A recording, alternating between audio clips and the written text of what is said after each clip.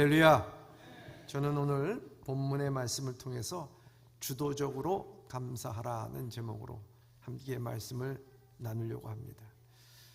우리 그래도 한 주간에 한 번은 이렇게 얼굴을 보는 게 얼마나 감사합니까? 그리고 옆 사람에게 한번 이렇게 인사를 나누시기 바랍니다. 주도적으로 감사합시다. 사람에게는 두 종류의 사람이 있다 이렇게 말합니다. 수동적인 사람과 주도적인 사람이라 이렇게 말할 수가 있습니다. 수동적인 사람은 일을 시켜야만 합니다. 아니, 시키는 것밖에 하지 않는다는 것입니다. 수동적인 사람은 주변 사람들과 적극적으로 소통하지 않습니다. 루틴한 웍만 선호합니다. 무엇을 도와줄까 말하지 않습니다. 궁리나 노력을 하지 않습니다. 어떻게 하면 더 좋아질까 생각하지 않습니다.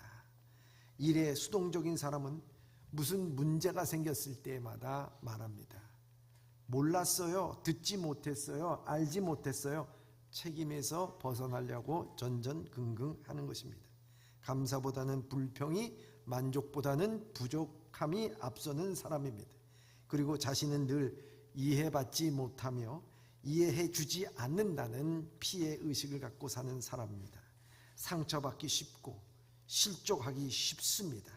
주인의식을 갖지 못한 사람이기 때문에 눈치를 살피게 됩니다. 마치 이스라엘 백성들이 애굽에서 종살이했을 때의 모습과 똑같다고 볼 수가 있습니다. 이런 사람은 결코 행복할 수가 없습니다. 불행한 것입니다. 반면 주도적인 사람이 있습니다. 시켜서 하는 것이 아니라 찾아서 일을 합니다. 삶의 기준이 분명하고 그 삶의 목적과 목표가 분명합니다. 나 혼자 잘 살려고 하는 것이 아니라 내가 속한 가정이든 사회든 집단이든 그 공동체를 생각하게 됩니다. 상처받기보다는 위로하고 항상 긍정적인 마음을 갖고 자신의 유불리를 따져서 생각하고 행동하지 않고 무엇이 선이고 무엇이 악인가 하는 것을 따라서 행동하고 결단합니다. 늘 불만보다는 감사가 앞서고 불평보다는 기쁜 마음이 앞서게 됩니다. 독주하려는 마음이 아니라 함께 하려는 마음입니다. 이런 주도적인 마음은 우리 신앙에서도 똑같이 주도적인 신앙이 있습니다. 이 주도적인 신앙을 갖고 살아가는 것이 참 복된 사람입니다. 그것이 축복입니다. 오늘 본문의 말씀에 다윗의 시라 이렇게 되어 있습니다. 다윗은 수동적인 사람이 아니라 주도적인 사람이었습니다. 그를 주도적으로 사람이 되도록 이끈 것이 그 핵심에는 무엇이냐? 감사가 있다는 것입니다. 그 핵심에는 뭐가 있다고요? 감사가 있다는 거예요. 개역개정의 기준으로 보면 감사라는 단어가 구약과 신약에 합쳐서 약 196번 나오게 됩니다. 구약에는 132번, 신약에는 64번. 다른 단어보다 꽤 많이 나오는 편입니다. 구약의 39권 가운데 감사라는 단어가 모두 132번 언급되어 있는데 그중 39권 중에서 가장 많이 감사가 언급되어 있는 것이 바로 시편입니다. 신약에서 감사가 제일 많이 언급되어 있는 것이 바로 27권 중 이 바울의 서신 12개의 서신이 가장 많이 감사가 나옵니다. 성경에서 반복은 강조를 뜻하는 것입니다. 그런 관점에서 본다면 감사가 구약에선 132번 중 77편 시편에 나오고 신약에는 64번 중 48번이 이 바울 서신에서 나옵니다. 제가 왜 이렇게 통계를 여러분들에게 말씀을 드리느냐? 그것은 바로 이 구약에서 제일 많이 감사를 얘기한 사람이 다윗이라는 거예요. 그리고 제일 많이 신약에서 감사를 언급한 사람이 바울이라는 거예요. 여러분 이 두 사람의 삶을 한번 보시기 바랍니다.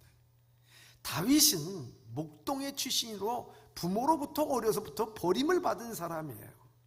형제로부터 외면을 받은 사람이고 그가 골리앗을 물리쳤지만 사울에 의해서 10년 동안 시기와 질투로 광야에서 삶을 보낸 사람이요, 그리고 자기 아들 압살롬의 반란으로 인해서 요단강을 건너야 했던 사람이었습니다. 그에게는 온갖의 시기와 질투와 모함이 그 주변에 있었던 사람이었습니다. 그럼에도 불구하고 그는 제일 많이 감사를 말하고 있다는 거예요. 바울도 마찬가지 아니겠습니까? 그의 간증을 들어보면 한 12번쯤 죽어도 별 이상할 것이 없던 그 사람인데도 불구하고 감사를 제일 많이 말하고 있는 것입니다. 고난과 역경 가운데서도 그들은 감사했다는 거예요. 그게 왜 감사할 수 있었을까? 감사한 일이 많아서 감사했을까? 아니라는 거죠. 거기에는 주도적으로 이 다윗과 바울은 감사를 했다고 한 것입니다. 오늘 4절에 이렇게 말씀하고 있습니다. 시편 30편 4절 시작. 주의 성도들아 여호와를 찬송하며 그의 거룩함을 기억하며 감사하라. 아멘. 여기 보면 다윗은 성도들아 여호와를 찬송하며, 저와 여러분의 성도들아, 예법의 성도들아, 거룩함을 어떻게 하며 감사하라고요? 기억하며 감사하라는 거예요. 기억하며 감사하라는 거예요. 여러분, 기억하며 감사하라는 것은요, 의도적인 겁니다. 의도적인 거예요. 기억하는 것은 의도적인 거예요. 당신 그렇게 했지? 나 기억해. 그거예요. 생각해 보시기 바랍니다. 우리는 받은 은혜 너무 쉽게 망각해 버립니다. 이 망각하는 사람들의 특징은 뭐냐? 내가 받은 은혜는 기억을 잘 못해요. 근데 내가 준 은혜는 참 기억을 합니다. 그래서 그것을 상대방이 기억하지 못하면 마음이 어떡합니까? 섭섭해합니다. 남편에게 섭섭합니다. 아내에게 섭섭합니다. 자녀에게 섭섭합니다. 부모에게 섭섭합니다. 목회자에게 섭섭합니다. 옆에 사람들에게 섭섭합니다. 사랑하는 예봄의 성도 여러분, 여러분 마음이 지금 섭섭한 마음이 있습니까? 기억하시기 바랍니다. 그런데 다윗은 그 거룩함을 기억하며 감사했다라고 말하고 있습니다. 주도적인 감사입니다. 복된 사람의 특징은 주도적으로 감사하는 사람입니다. 다시 말해서 기억하며 감사하는 사람입니다. 다윗은 무엇을 기억했다는 것입니까? 오늘 이 시편 30편의 말씀을 잘 묵상해 보면요, 그 내용이 기억하고 싶지가 않아요.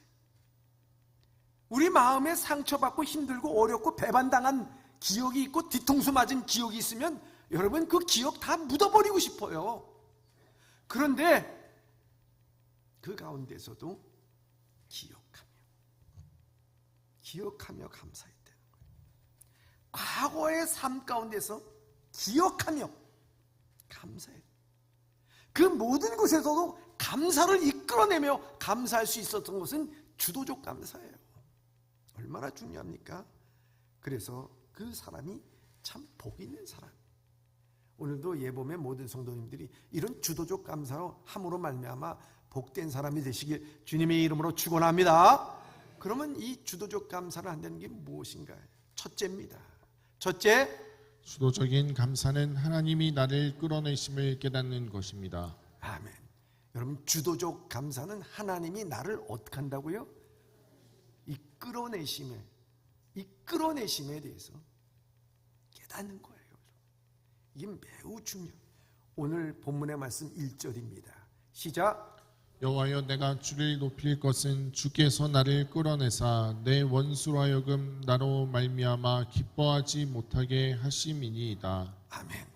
다윗은 얘기합니다.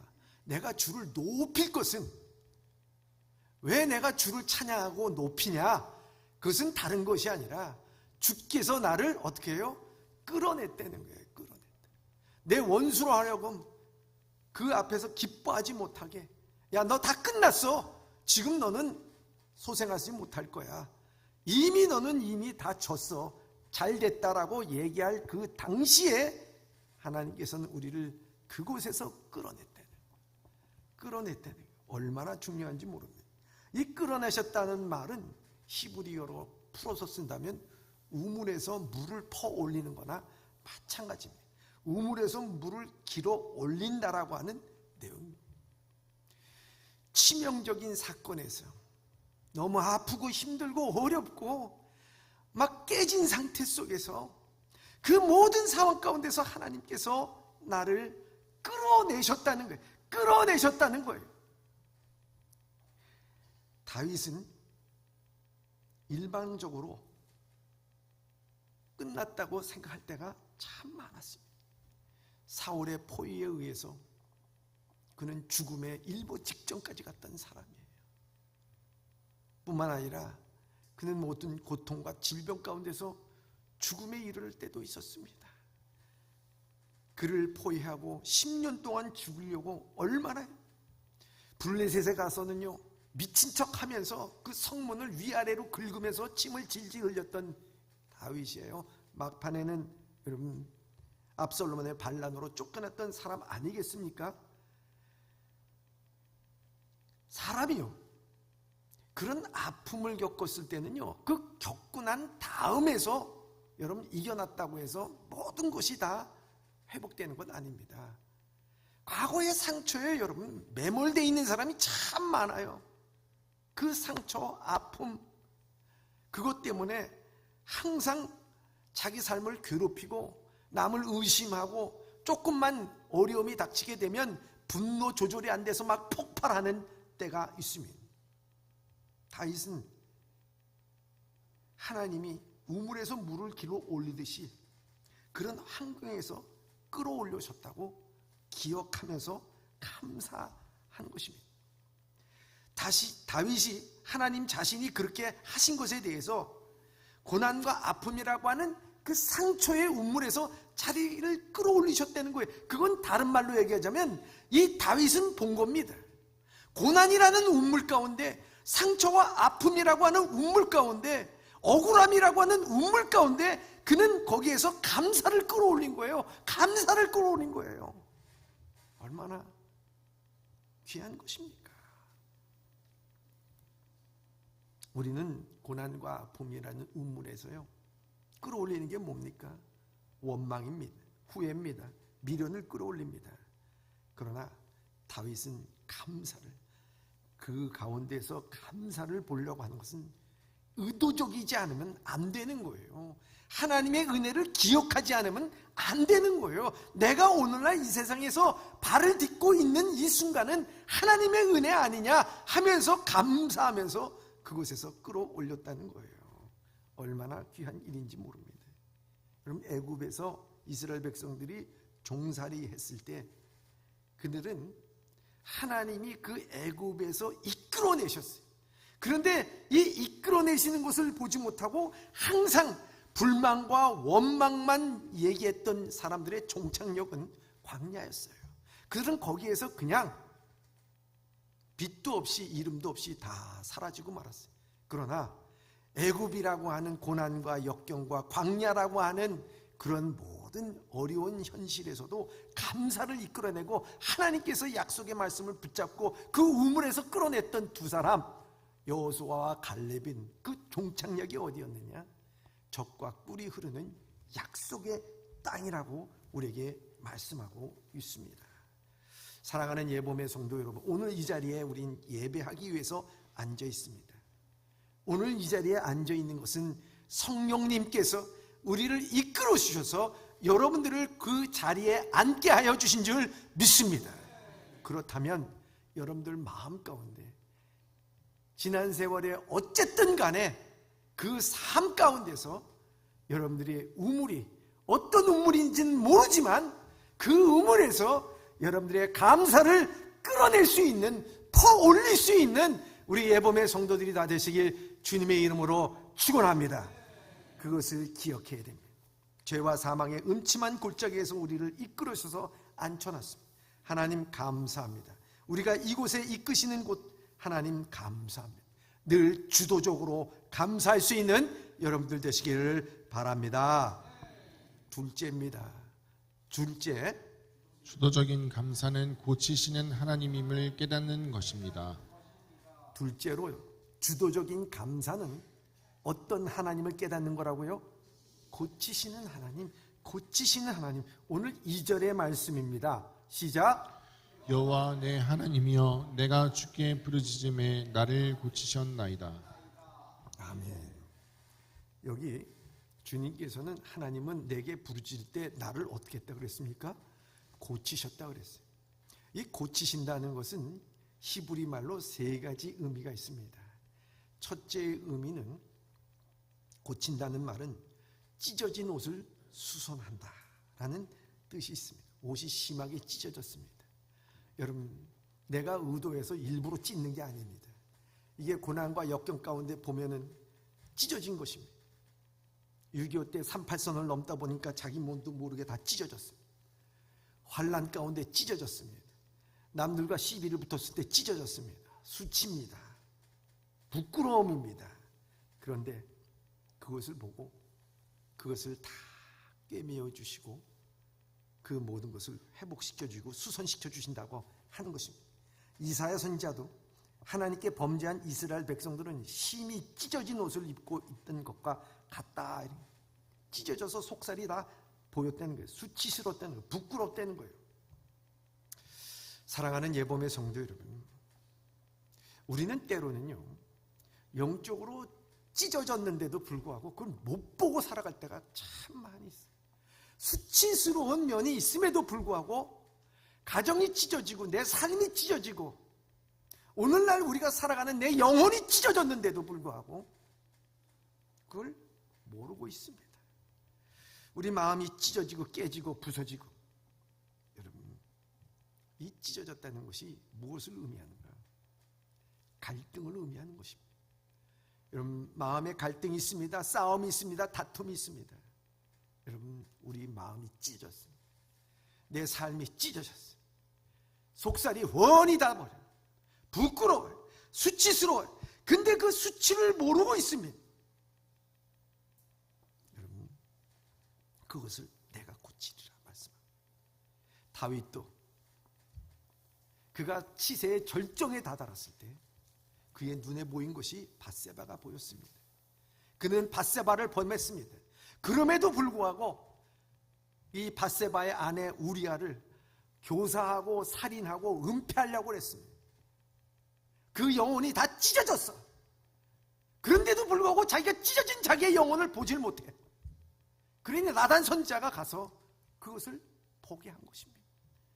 밤새 눈물을 흘리며 침상이 젖도록 그는 회개를 합니다.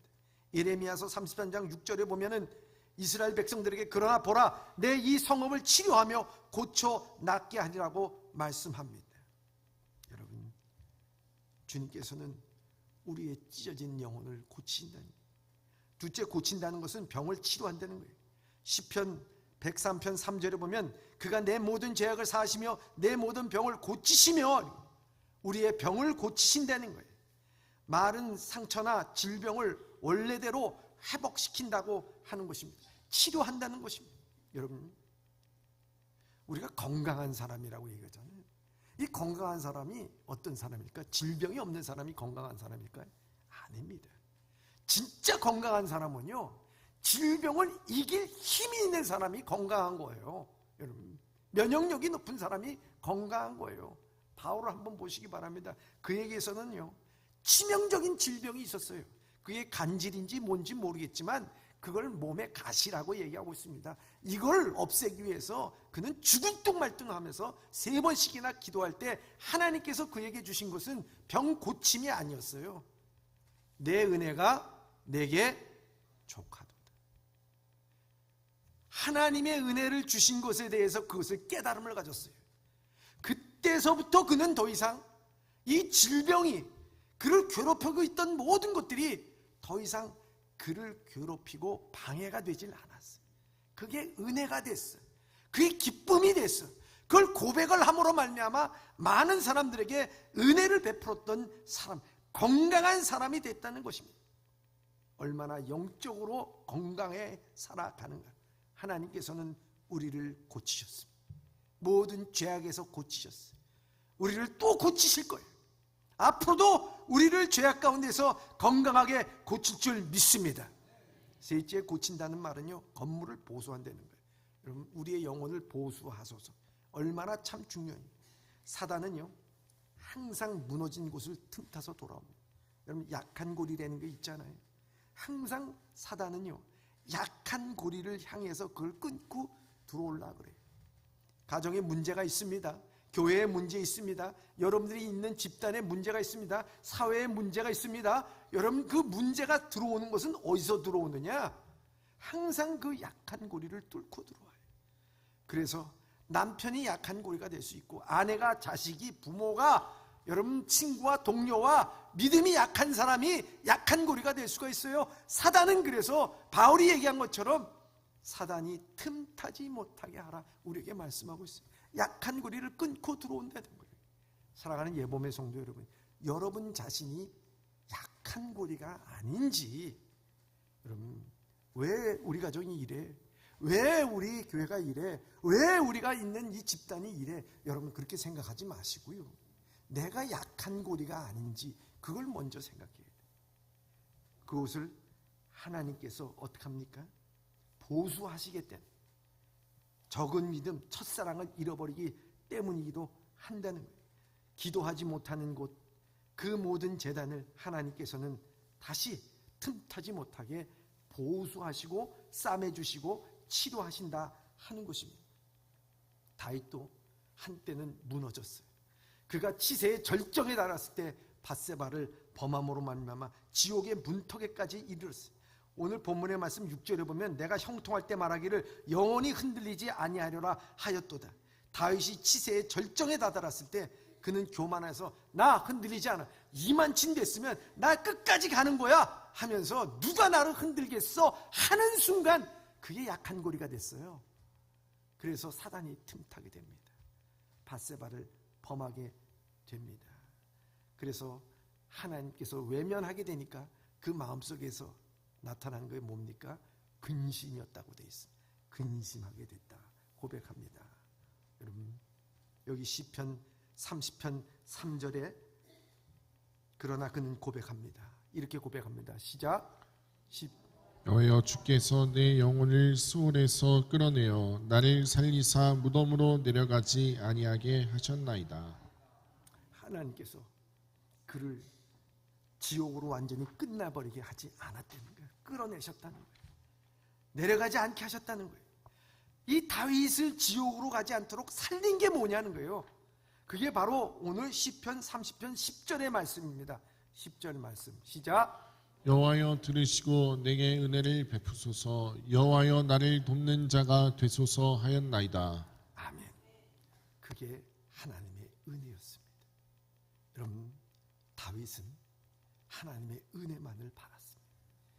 우리가 오늘날 이 세상에 살아가면서 나를 고치시고 나를 싸매주시고 나를 치료하시는 하나님, 나를 보수하시는 하나님은 오직 하나님의 은혜밖에 없다는 사실을 우리가 깨닫고 나갈 수 있기를 바랍니다. 그 영혼을 고치시는 것은 하나님의 은혜예요. 그러기에 주도적 감사를 하는 사람들은 자신의 문제를 갖고 주님 앞에 부르짖을 때마다 나를 고쳐주시는 하나님을 깨닫게 되는 것입니다. 저는요, 제가 가지고 있는 옷 중에 참 좋아하는 옷이 하나 있습니다. 아니, 아끼는 옷이 하나 있어요. 그것은 다른 것이 아니라 양복 바지입니다. 양복 바지인데 한 20년 된 양복 바지입니다. 이 양복 바지는 우리 교회가 처음 대명시장 위에서 1912년 12월 9일 첫 예배를 드릴 때 그 양복을 입고 예배를 드리려고 예배 물음을 하고 장로님이 기도하는 가운데 그 간이 의자에 앉는 순간 뭔가 뿌지직하더니만 바지가, 그것도 여기 뒷부분이 찢어졌어요. 가랭이가 찢어졌어요.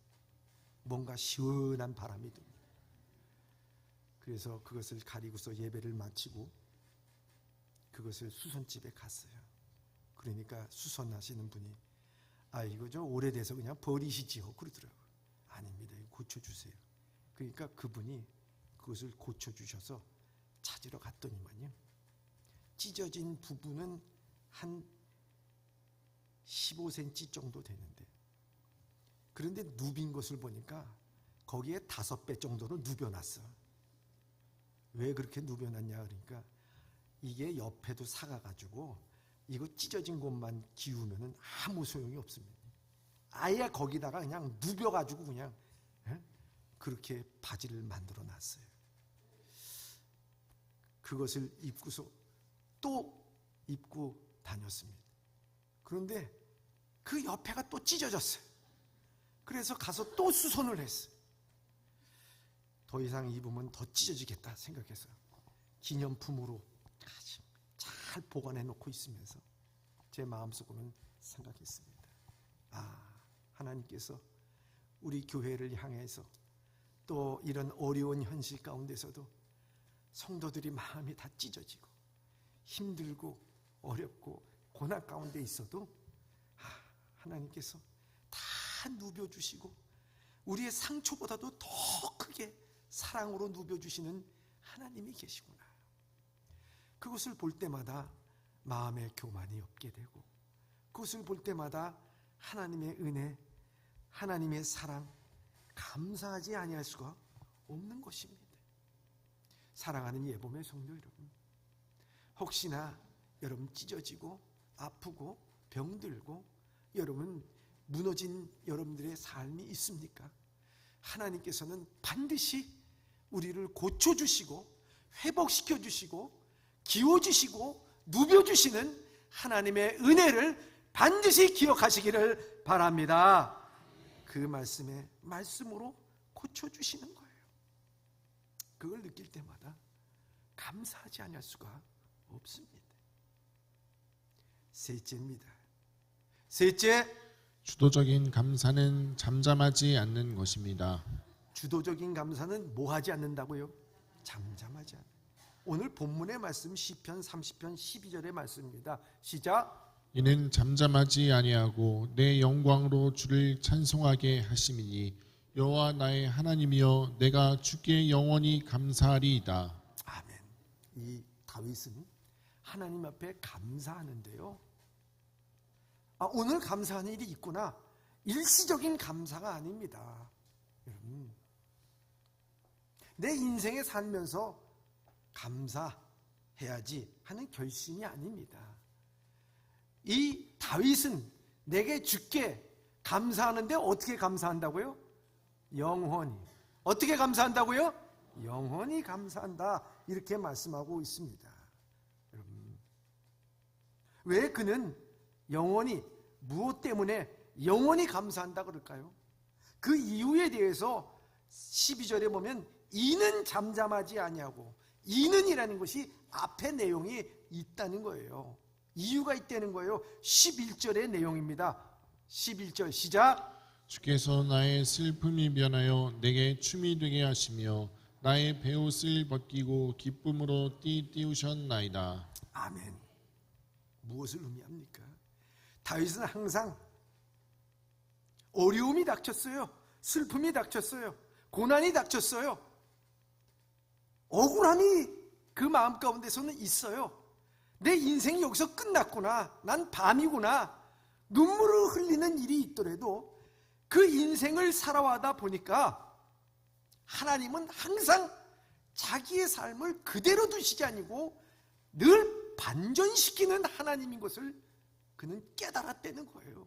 여러분, 고난이 있습니까? 하나님 반드시 반전시킵니다. 그 믿음을 갖고 사세요. 다윗은 그것을 갖고 살았기 때문에 아둘람 굴에서도요, 그 모든 사람, 빚진 자, 원통한 사람, 그 마음에 참 상처받은 사람들을 데리고서도요, 새벽을 깨우리로다 하면서 찬송하며 나갔던 사람이에요. 그가 고백하는 게 뭡니까?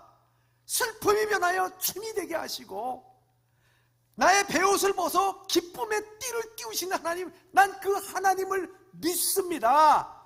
그러니까 그는 감사하지 아니할 수가 없어요.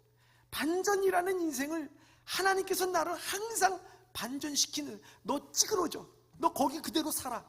세상은요 그렇게 말합니다. 너 찌그러져 살라고, 거기서 그냥 그렇게 살라고. 근데 하나님은 천만의 말씀, 그렇게 살라고 놔두시지 않는다. 반전한 인생이기 때문에, 인생의 주관자이기 때문에 그것을 믿는 거예요. 그렇기 때문에 다윗은 오늘 본문의 말씀에서 시편 30편 오늘 5절에 이렇게 말씀합니다. 시작. 그의 노염은 잠깐이요 그의 은총은 평생이로다. 저녁에는 울음이 깃들일지라도 아침에는 기쁨이 오리로다. 아멘. 여러분 얼마나 감사합니까? 그의 노염은 어떻게 된다고요? 잠깐이야. 그런데 그의 은총은 평생이야. 여러분, 저녁에 울음이 깃들지라도 아침에는 뭐가 와요? 기쁨이 와요. 여러분, 고난은 잠깐이야. 그런데 하나님의 은총은 평생이야. 오늘 나는 밤 같은 세월을 보내고 눈물을 흘리고 가슴 치는 일이 있더라도 반드시 하나님은 나에게 아침에 기쁨을 주실 거야. 그러니 반전시키는 하나님 앞에서 그는 감사하고 고백할 수밖에 없어요. 제가 기독교 상담학을 공부하고 있을 때 커뮤니케이션이라고 하는 과목이 있었어요. 그 과목에 보면은 소통하는 방법 가운데서 사람은 누구나 선택적인 소통을 한다는 거예요. 선택적인 소통을. 그래서 이 선택적인 소통을 한다는 거예요. 아무리 시끄러워도요 자기가 들을 만한 말은 다 듣는다는 거예요. 제가 그래서 여성분들이 막 얘기하는데 제가 들으려고 해서 들은 게 아니에요. 여성분들이 그 얘기하는 것을 뭐라 그래요? 수다라 그러잖아요. 근데 수다도 그냥 수다가 아니에요. 수다를 떤다고 얘기해요. 그 왜 떤다고 얘기하는 거 찾아보니까요, 우리가 주접을 떨다, 수다를 떨다. 그런데 거기에다가 우리가 보면은 다리를 갖다가 여러분들 어떻게 합니까? 떨어요. 무의식 중에 떨어요. 그냥 수다 떨어요. 그런데 수다 떠는 걸 가만 보니까요, 5사람이 얘기하면 각자 자기 얘기하고 있어. 그런데 그 얘기를 또 다 듣고 또 소통이 돼. 야, 신기해요. 자기가 관심 있는 분야만 듣는 것입니다. 여러분, 사랑하는 사람이 서로 대화를 나눌 때 아무리 주변이 시끄러워도요, 두 사람 대화가 방해가 됩니까? 안 됩니까? 안 돼요. 왜? 그 사람은 사랑하는 사람만 보기 때문에, 그리고 사랑하는 사람하고 대화하는 것에 집중하고 있기 때문에 뭘 다 교회 와서도요 말씀을 듣는데 하나님께서 우리의 핏값으로 우리의 죄를 다 갚아주셨습니다. 그런데 어떤 사람은 듣기를 주님께서 내 빚을 갚아준다고 이렇게 듣는 거예요. 왜? 자기 관심 분야가 그거기 때문에. 이 소통이라는 게 그런 거예요. 교회 와서도 세상에 온갖 잡생각을 다 갖고 있으면 하나도 은혜를 받지 못해요. 그런데 내가 오늘 은혜 받지 못하면 안 된다. 이 은혜를 꼭 받고 가야 된다. 내가 한 주간 살아가는데 이 말씀이 나에게 힘이 된다, 능력이 된다. 주여, 오늘 말씀에 내 귀를 열어주시고 내 눈을 열어주시고 마음문을 열어서 주의 말씀을 받게 하여 주시옵소서. 그 성도가 은혜 받겠습니까? 안 받겠습니까? 받는 거예요, 여러분. 받는 거예요. 다윗이 그렇다는 거예요. 아무리 그의 삶 가운데 울음이 깃들고 슬픔이 깃들고 억울함이 생겨나도 하나님 반드시 나를 살게 하시고 나에게 기쁨으로 아침이 오게 하여 주시고, 내가 하나님 슬픔이 변하여 춤이 되게 하여 주시고 주님께서 내 인생을 반전할 줄 믿습니다. 고백할 때 그 삶 가운데서 하나님께서 주신 은혜 누리겠습니까? 안 누리겠습니까? 누릴 수밖에 없다는 거예요, 여러분. 감사할 수밖에 없다는 거예요, 여러분. 그래서 그는 주도적으로 감사했기 때문에 그는 넘치는 은혜를 받고 그는 모든 것을 승리할 수 있었다고 하는 것입니다. 사랑하는 성도 여러분, 지난날도 그렇고 지금도 그렇고 앞으로도 그렇습니다. 하나님께서는 지난날 여러분들을 이끌어 주셨습니다. 지금도 이끌어 주신 줄 믿습니다. 앞으로도 이끌어 줄 줄 믿습니다. 여러분, 주님께서는 지난날에도 고쳐주셨어요. 지금도 고쳐주고 계시고 앞으로도 고쳐줄 줄 믿습니다. 여러분, 지난날 하나님께서는 여러분들의 인생을 반전시켜 주시듯이 앞으로도 여러분들의 인생을 반전시켜 줄 믿습니다. 그렇게 되면 우리가 잠잠해야 될까요? 아닙니다. 우리는 하나님 기억하며 감사해야 됩니다. 한번 큰 소리로 여러분 외쳐보시기 바랍니다. 하나님, 감사합니다. 감사합니다. 억울해서 가슴이 칠 때도요, 하나님 감사합니다 해보시기 바랍니다. 여러분, 그럴 때 여러분들의 인생에 반전이 일어나며 주님의 은혜로서 여러분들의 인생이 행복하고 축복된 인생을 살아가시는 여러분들 되시길 주님의 이름으로 축원합니다.